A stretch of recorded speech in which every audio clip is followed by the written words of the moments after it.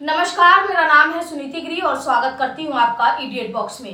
कहने को तो कहा जाता है कि यत्र नारेस्तु पूज्यन्ते रमन्ते तत्र देवता, अर्थात जहाँ स्त्रियों की पूजा की जाती है वहाँ स्वयं देवता निवास करते हैं। लेकिन क्या ये बातें केवल किताबें तक ही सीमित रह गई है या सिर्फ ऐसी बातें अब लोगों के सामने कहने भर की रह गई है?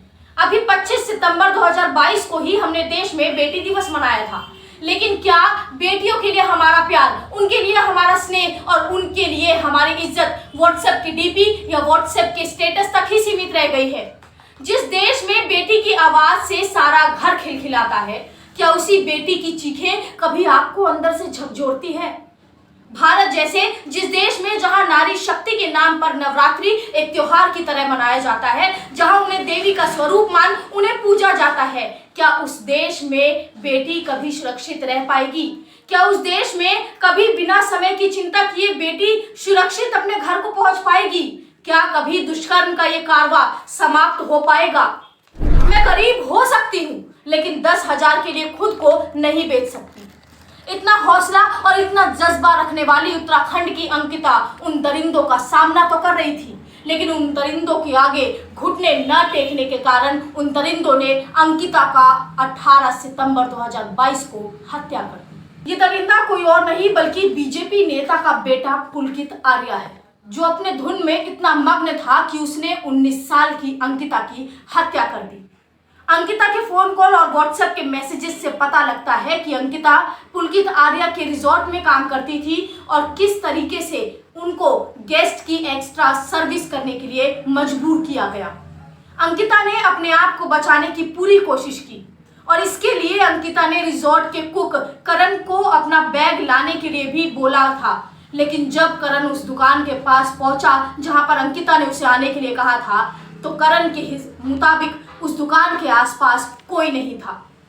इस बीच अंकिता पर क्या गुजरी होगी ये सिर्फ अंकिता जानती है, लेकिन अंकिता के साथ वाकई क्या हुआ, क्या ये कोई बता सकता है? उसके साथ जो दुष्कर्म हुआ, उसकी जो हत्या हुई, क्या उसका इंसाफ उसे मिलेगा? 18 सितंबर 2022 को पुलकित आर्या और उसके 2 साथी अंकिता के साथ रिजॉर्ट के पास के नहर में उसको फेंक दिया और रिजॉर्ट वापस आ गए। लेकिन पुलकित आर्या ने सोचा कि बीजेपी पार्टी के नेता के बेटा होने के नाते आखिर कोई मेरा क्या बिगाड़ेगा। लेकिन 6 दिन बाद जब उत्तराखंड पुलिस को जब अंकिता की लाश रिजॉर्ट के पास उस नहर में मिली, तो फिर उन लोगों को पुलकित आर्या और उसके 2 साथी को गिरफ्तार कर लिया गया।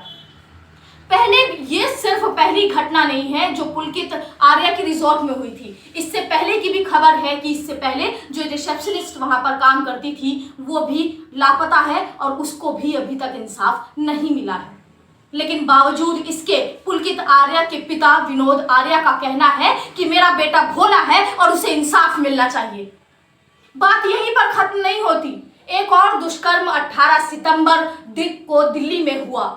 18 सितंबर को सीलमपुर के दिल्ली में 12 साल के एक लड़का जो ट्यूशन अपनी क्लास लेने के लिए जा रहा था, उस लड़के के साथ 4 लड़कों ने मिलकर गैंगरेप किया। 12 साल के लड़के के साथ गैंगरेप की बात आपके लिए कितनी हैरत अंगेज होगी? आपके लिए हैरत अंगेज नहीं होगी, ये हैरानी की बात आपके लिए नहीं होगी, क्योंकि लड़की के साथ हुए दुष्कर्म की वारदात हमेशा सामने आ जाती है, लेकिन लड़के के साथ हुए दुष्कर्म की वारदात कहीं ना कहीं पीछे छुपी रह जाती है। 12 साल के इस लड़के के साथ न केवल दुष्कर्म किया गया बल्कि इसके प्राइवेट पार्ट में रॉड डाली गई और इसको बड़ी ही दरिंदगी के साथ पीटा भी गया। इस दुष्कर्म के आरोपी अभी भी पकड़े नहीं गए हैं पूरी तरीके से।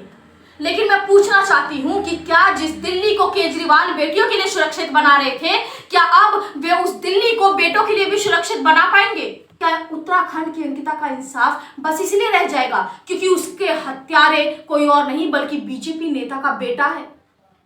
फिलहाल के लिए सिर्फ इतना ही। अगर आपको ये वीडियो अच्छी लगी हो तो इस वीडियो को लाइक, शेयर, सब्सक्राइब जरूर करें। तब तक के लिए धन्यवाद।